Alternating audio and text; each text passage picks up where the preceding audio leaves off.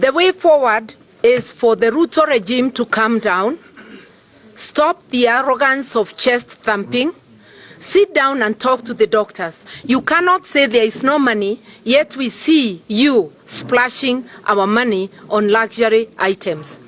The tea alone taken at State House is enough to meet the doctors' demands. So let's get serious.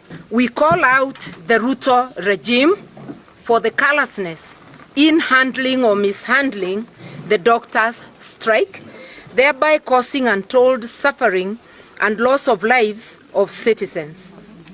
At the heart of the strike is the plight of intern doctors who are being left to stay unposted and unemployed for over a year and in some extreme cases for 7 years. It's happening when our health facilities are seriously understaffed.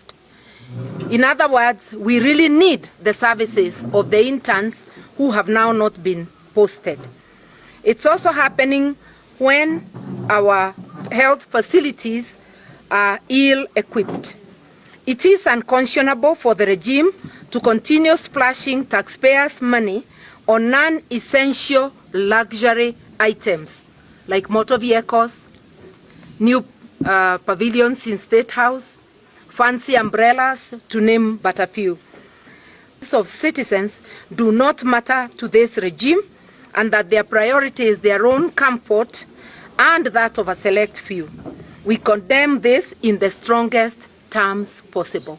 As Kenyans, we deserve better. The fertilizer scandal is yet another demonstration of callousness of this regime, selling fake fertilizer and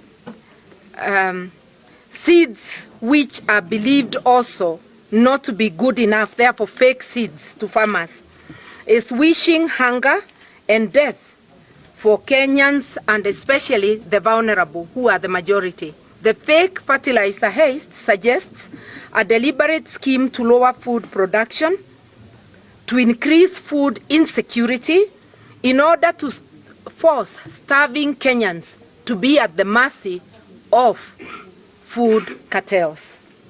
It is a sadistic act by those entrusted with the task of making the nation food secure. This shows that this regime does not care about its citizens, and its aim is to send Kenya to its deathbed, as food security ought to be at the heart and as a priority for any government. Do we deserve this as Kenyans? That's the question we must ask ourselves. That thousands of families in the Dabibi farm within Naivasha can be dispossessed and face imminent eviction without a word from the regime is surprising, as it is sad. We are staring at the making of a humanitarian crisis of great proportions.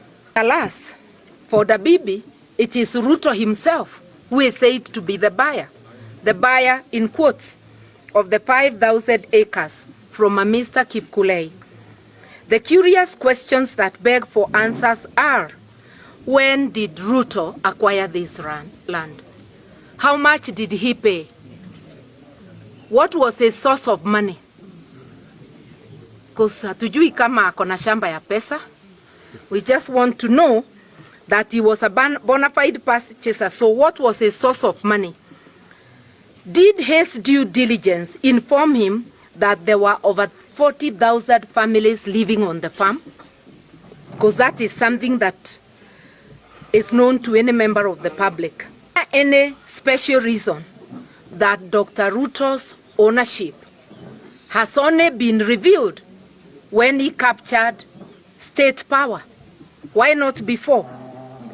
And now that he has state power, could he consider removing the GSU from Dabibi while ownership issues are sorted out? Otherwise, it appears that there is high-handedness when the man sitting at the helm of the state is unleashing GSU on hapless citizens who are also waiving title deeds. He tells us he has title, but so do the people living in Dabibi. How will it be arbitrated when he is using state power to drive these people away and to make them fear. The Dabibi issue, we are hot on the heels because these are Kenyans, these are Nakuru people that are being displaced. So we really welcome Her Excellency to take over the matter so that we arbitrate on that issue. About the cost of living, people are on their knees. That is the truth. And as Nakuru people, we are very, very unhappy. And we are calling out on this regime that we are not going to allow that one to happen. As has been well and ably articulated, we have the power to recall. We even don't think that the 5 years will come to an end. We really want to recall this government because it has oppressed the common mananchi. We are on the way in readiness for 2027 because in Kenya, we are not ready to play a second fiddle.